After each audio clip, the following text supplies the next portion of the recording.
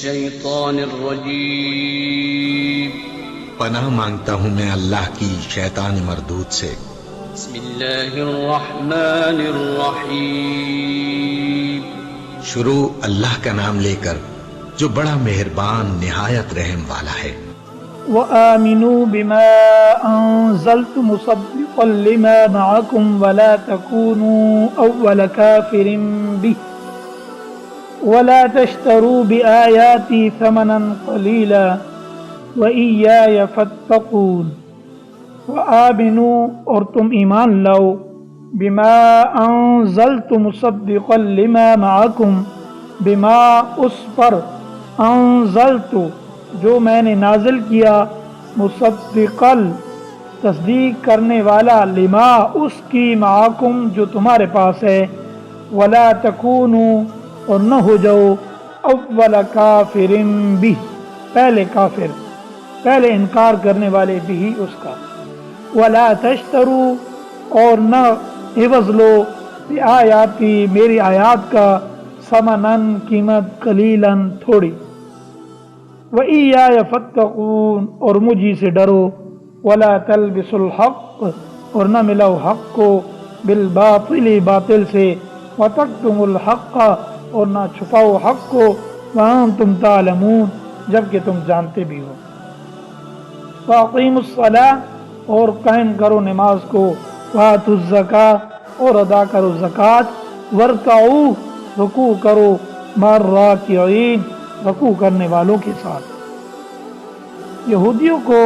ایمان و اعمال صالحہ کی دعوت اور ان کی دین فروشی پر تنقید۔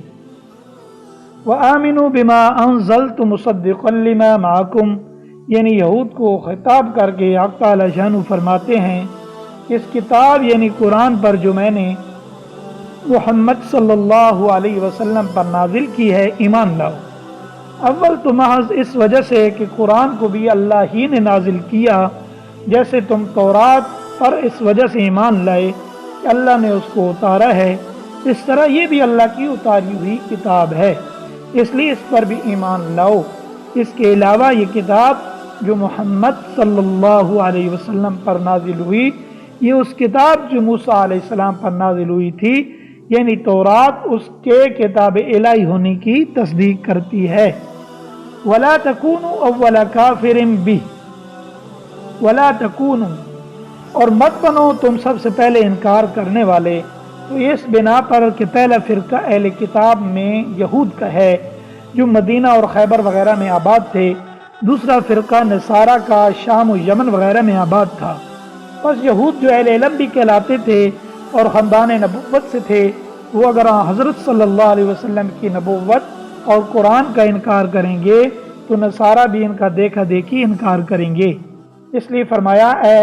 یہود تم اہل کتاب میں سے اس قرآن کی پہلے منکر مت بنو، کیونکہ اگر اہل کتاب کے لیے تم انکار میں بانی ہو گے تو بعد میں قیامت تک جتنے اہل کتب منکر ہوتے رہیں گے ان کا وبال بھی تمہارے نام اعمال میں درج ہوتا رہے گا۔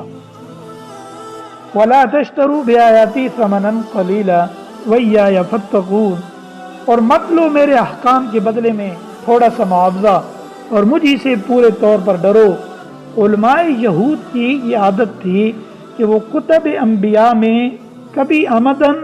کسی عقیدے اور غرض کے ثابت کرنے کے لیے کچھ گھٹا بڑھا دیتے تھے۔ جب حضرت صلی اللہ علیہ وسلم خاتم الانبیاء کی حیثیت سے ظاہر نہ ہوئے تھے تو سابق کے کتب انبیاء میں آپ کی صفات، نشانیاں اور بشارتیں دے کر علماء یہود غیبانہ آپ کی تعریف اور صفات بیان کیا کرتے تھے، اور جب آپ ظاہر ہوئے تو ہجرت کر کے مدینہ میں تشریف لائے تو اکثر علماء یہود خاندانی تعصب اور دیگر دنیاوی اغراض کی بنا پر آپ سے حسد کرنے لگے اور اپنی کتابوں کی بشارتوں کو جو خاتم الانبیاء کے متعلق تھیں الٹنے پلٹنے لگے، کچھ کا کچھ کہنا شروع کر دیا۔ اس لیے علماء یہود کو خطاب کر کے فرمایا جاتا ہے کہ تم دنیاوی اغراض اور اتباع نفس کے لیے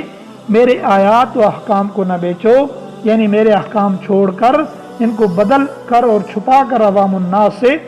دنیائے ذلیل و قلیل کو وصول مت کرو۔